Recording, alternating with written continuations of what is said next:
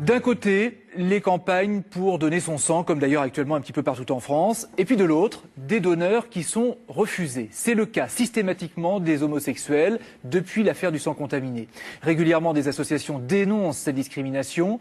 À Montpellier, un donneur homosexuel a décidé de porter plainte pour faire évoluer la réglementation.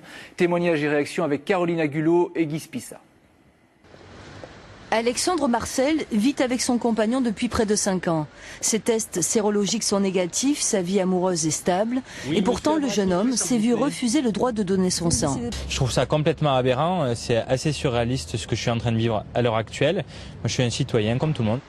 Choqué par cette exclusion, Alexandre se bat pour ouvrir le don de sang aux homosexuels. Donner son sang est un acte citoyen. Écarter systématiquement les hommes homosexuels revient, selon lui, à considérer qu'ils seraient moins responsables que les autres.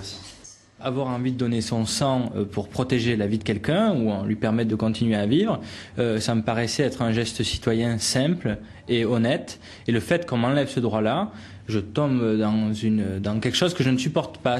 Pour moi, c'est au-delà d'une discrimination, c'est une discrimination d'État. C'est ce qui est grave.